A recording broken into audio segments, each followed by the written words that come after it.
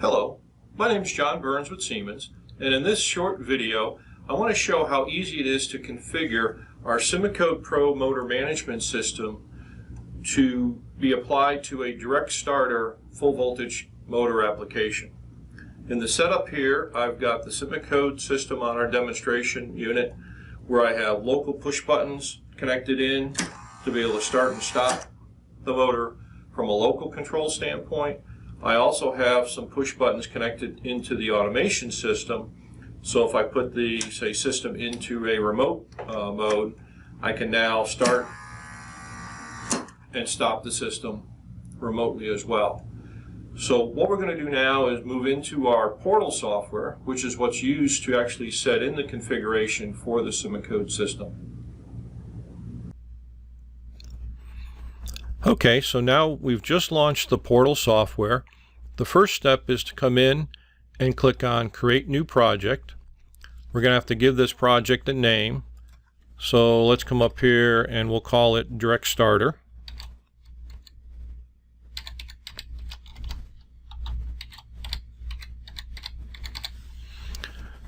Once we finish typing in the name, we come over here and click Create. The software will now create that project. Once it's finished, you want to come down here and click Project View.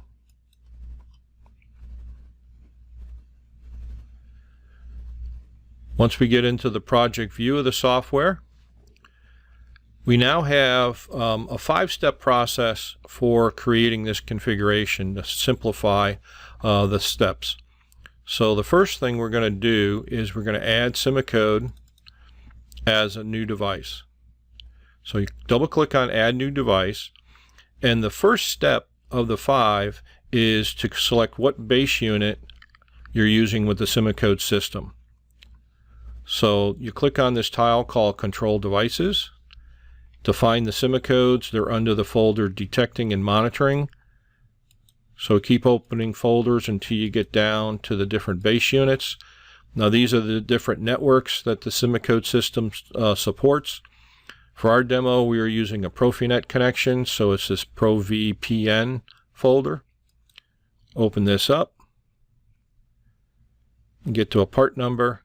Click on the part number, so now you're selecting that base unit as well as what version, firmware version, is loaded for that particular model.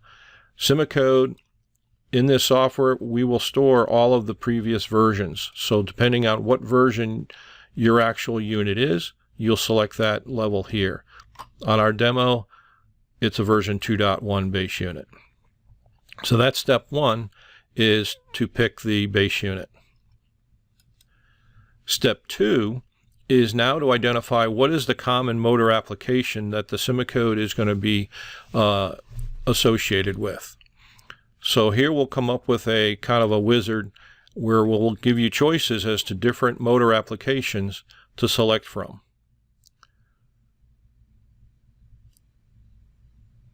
Now there are different applications that are available that are both from a standard, as you see here, or from a safety orientation. This particular demo we're configuring is a standard SIMOCODE. So we'll open up the folder for standard and we'll select Direct Starter. So again, step 1 was to pick the base unit. Step 2 was to pick this application, Direct Starter. Once we click Finish, this will now add a SIMOCODE as a full device into the left-hand tree for the portal software.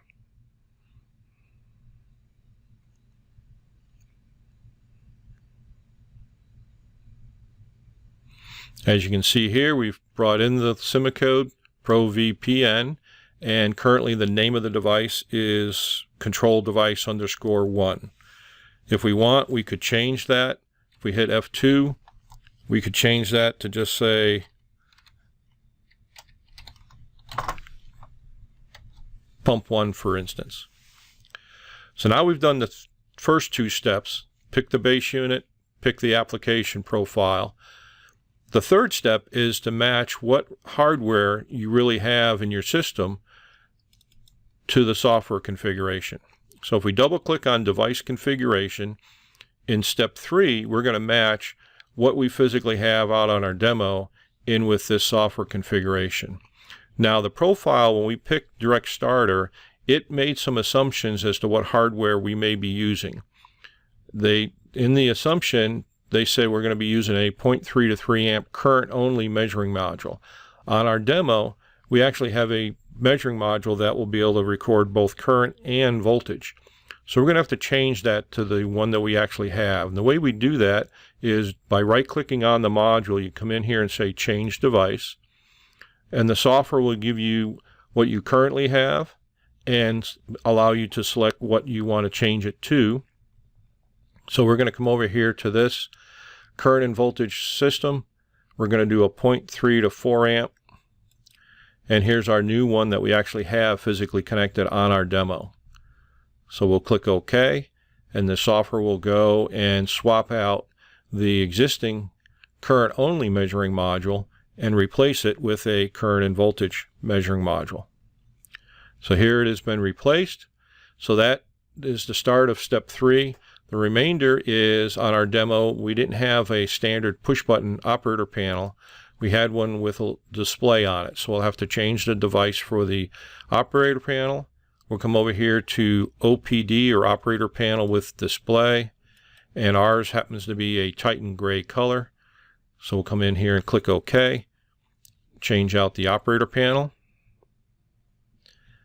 The last change that we'll have to make once the operator panel comes in is our demo had a digital expansion card sitting here on the side of the main base unit. So we have to insert the digital module rather than, say, changing it from a future device. So we're going to come over here to the far right-hand column where we have digital modules. You notice this is a very similar setup to a PLC system. You're playing with a hardware rack, and many times in the software on the right-hand side, such as in our PLC world, you'll have a hardware catalog on this right-hand side. That's one of the luxuries of using this portal software. It has the same layout whether you're playing with PLC or automation equipment, drives, or control products. So once again, we need to insert a digital module. So we come over here, select the digital module that we actually have connected. Now we can either double click and it'll insert it into this first available slot, or we can drag it over and insert it that way. Once that gets inserted, now we've totally matched the hardware that we physically have on the demo with the hardware that's configured inside the software configuration. So once we do that, that completes step 3 of the 5. So again, step 1 was to select the base unit. Step 2 was to pick the profile or application. Step 3 was to match the hardware that you have with the system. And now as we move on to step 4, we'll have to do that instead of in device configuration where we were previously. We're now going to go into the parameters section. So if we double click on parameters, it will open up a new window into the center viewing area here of the software. And this will list all the different parameters that be configured for the SIMOCODE system. So in this streamlined 5-step process, there's only a few of these that we really have to be concerned with. So in step 4, what we have to do is, if your SIMOCODE is connected to a network system, you'll come in here and click on Profinet parameters and assign a network address to your system. In our particular application, SIMOCODE was assigned address 3. So we'll change that to address 3. That'll complete step 4. And step 5 is to determine the protection level for the SIMOCODE in regards to overload protection. So if we click 2 steps down to motor overload or motor protection, what we'll see here is a value called set current. This will be assigned to what's the full load amp nameplate rating on your motor for your application. For our demo case, this 0.3 amps is a suitable value for this setting. What happens when you pick the default parameter sets such as Direct Starter, and our measuring module is a 0.3 to 4 amp measuring module, the initial value will always be set to the lower rating of your measuring module. So that's why this is already preset to a 0.3 amp setting. So now we've done all 5 steps. We've selected a base unit. We've picked what application profile we need to do. We've matched the hardware to the system. We've given it a network address, and now we've told it what size motor it should be protecting for the system. So at this point, you could connect up to your SIMOCODE system and be able to download to the system using this icon up here where it says download to device. Some additional parameters I want to show you that came along for the ride when you picked Direct Starter was a couple things. One, from a control standpoint, it assigned what inputs, local inputs, were going to be used for starting and stopping the motor, as well as it pre-assigned what bits coming down the network would be used to start and stop the motor. It also pre-assigned what feedback information would be coming from the SIMOCODE back up to the automation system. So let me show you where those assignments were made. We don't have to change anything, we just have to be aware of what was assigned to them.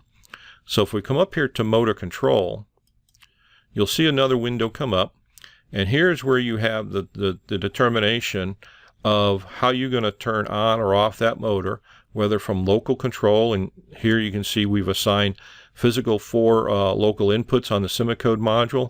So the push button, the green push button to start the button was wired into input 1. The red push button to stop it was wired into input 2.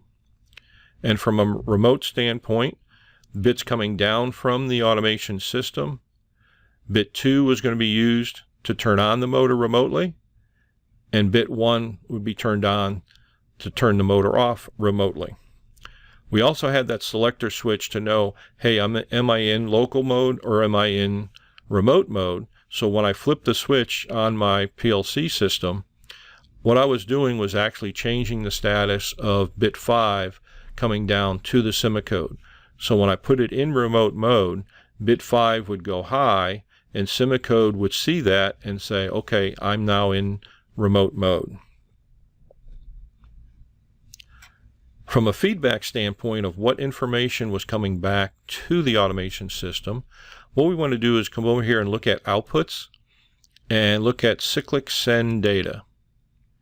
And here, SIMOCODE, every cyclic PLC scan is going to send back 20 bytes worth of information from the SIMOCODE back to the automation system.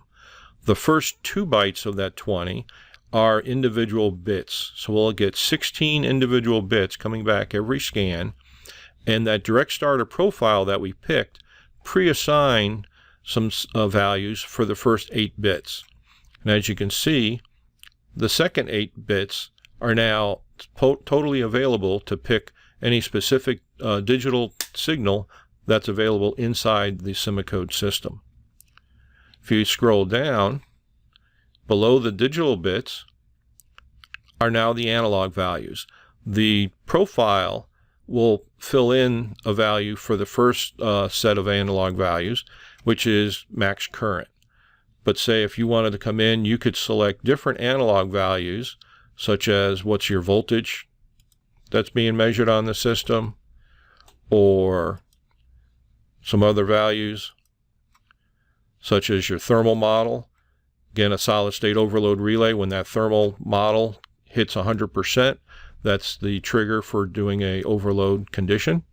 So again, you have multiple analog signals that you can now assign that get sent cyclically up to the automation system every scan, as well as 16 individual bits that can be sent as well.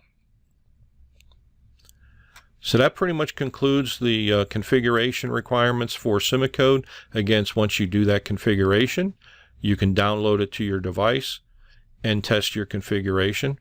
You can also save your project, and again, the project can have not only one SIMOCODE, but it can add multiple SIMOCODEs. So say, for instance, if I had a similar for a different pump, I could come in here, select pump 1, do Control C and Control V, and now it's going to make a duplicate of that. So now we can rename that, for instance, pump 2. And if all the values of pump 2 are the same, but maybe all we have to do is change the address, all we'd have to do is come into the parameters for pump 2, come up to Profinet parameters, and now instead of address 3, make that address 4, and now you've quickly set up a full second configuration identical with a different address, and now you can communicate that or can download it to that device as well. So SIMOCODE is a very powerful motor management system, but this portal software is also a very powerful engineering tool to reduce your engineering time tremendously. Hope this video was useful for you. Thank you very much. Siemens, ingenuity for life.